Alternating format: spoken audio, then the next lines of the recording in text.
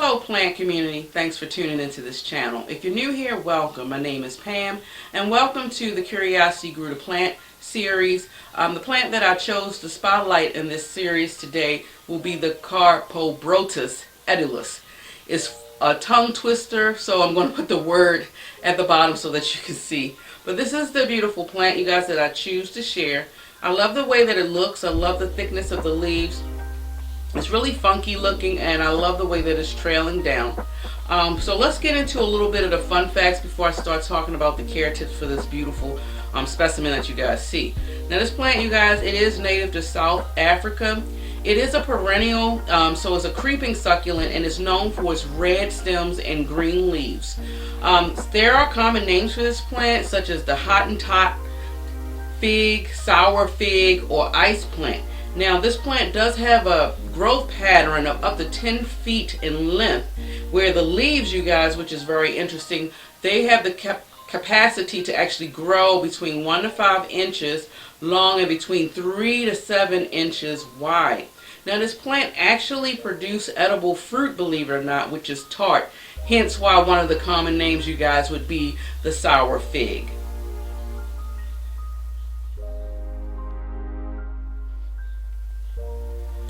Fun fact for you guys, did you know that this plant is also used for medicinal purposes? The liquid in the leaves is great to use on someone who is having digestive issues. I thought that was pretty cool thing I just wanted to share. You know, I try to find some fun facts, and I just thought it was very interesting. Now this plant, it does also flower. It has variations of color, so it could be a yellow flower that slowly fades into orange, and then also the blooms could actually be of a pinkish color as well. So let's get into the care tips, you guys.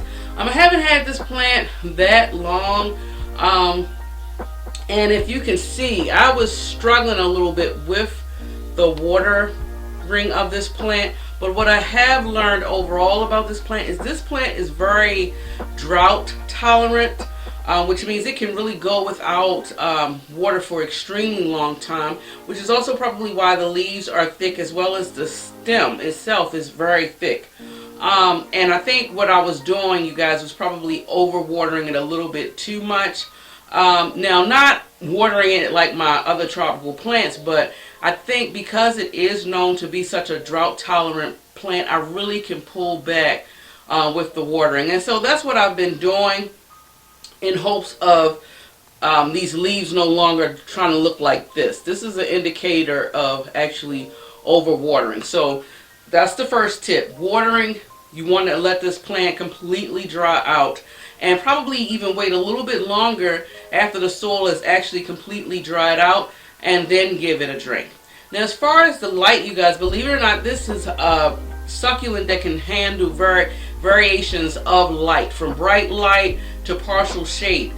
This plant can also be grown outside because it is a perennial, and it actually it grows along the floor of your, I guess, your garden, so to speak, and it can really take over your garden. It grows very well for that.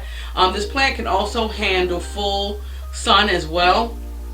Now the soil, you guys, because of the drought tolerance of the soil, I strongly recommend a very airy soil. So something with your perlite, possibly mixed with orchid bark. So I would say about 20% perlite, 20% orchid bark, and then 60% of your regular potting medium. As far as the temperature, this plant, believe it or not, unlike our tropical plants that will probably take a decline below the 50 degrees Fahrenheit, this plant right here can actually handle temperatures as low as 28 degrees Fahrenheit. So this plant is actually known also to be growing on the ground in the desert. So, you know, sometimes in desert situations it can get pretty cold at night, and this plant can actually handle it as long as it's no lower than 28 degrees Fahrenheit. Now, the common pests, you guys, there's mixed controversy when it comes to pests.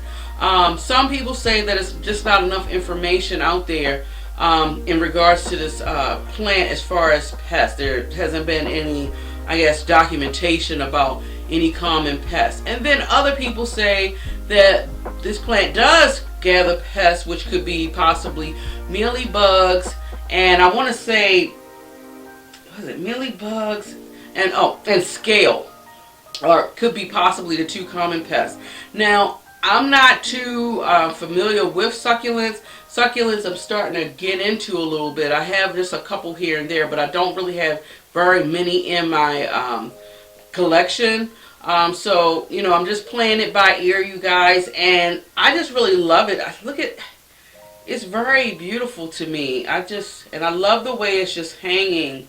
And right now, because it can take variation of light, I don't have it in my sunroom. This plant is actually growing in my dining room area, and it's sitting directly underneath of my Sansi, one of my Sansi lights. So it's getting hit up with a lot of light. Now, it is top heavy, so it's actually, let's see, in this nursery pot, but because it's actually really heavy, you guys, I put it in this cash pole because it needs something a little bit heavier to hold the weight. But like I said, I'm getting into plants that are different. You know, I don't want to keep getting the same kind of plants with same leaf structures and or possibly even same growth patterns. I'm really trying to branch out a little bit and get just different structure, different leaf types, different textures, and also trying to learn just different care tips so that I can help you guys, because I don't know. You let me know out there, you guys, are any of you succulent lovers? And do you have any other suggestions that we can converse about as far as how to properly care for a succulent? So this pretty much wraps up the video, you guys. It was a very quick one. I really am interested. I love the fact that this plant can be used for sicknesses, and how well you can go without water. So this would also be probably one of those plants for new plant parent, the ones that don't want to be like sheltering their plant. They can actually forget about it, as long as we be mindful of the water, and light is the key with this plant.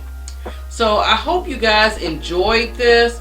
Like I said, this curiosity, please let me know, guys. I really want to hear from you if you feel that this particular series that I'm doing, if it's beneficial to you guys. I'm going to try to keep it going, but you know, I don't know how much longer I'll be doing this particular series. I'm going with my feelings. So if I have a plant in my collection that I feel that many people may not be speaking about it, or if I find any fun facts that, hey, I just want to share with you guys, then yeah, I'll keep this continuously going. But y'all comment below, let me know if y'all like this kind of thing. But yeah, I said it already, I'm stumbling at this point. This pretty much wraps up the video, you guys. So you want to keep in mind, if you love foliage as much as I do, and you love listening to planty things, please subscribe to this channel. You can give me a thumbs up or a thumbs down, whichever way you want to vote is up to you. Enjoy your day wherever you are in the world, and until next time, guys, much love. See you later.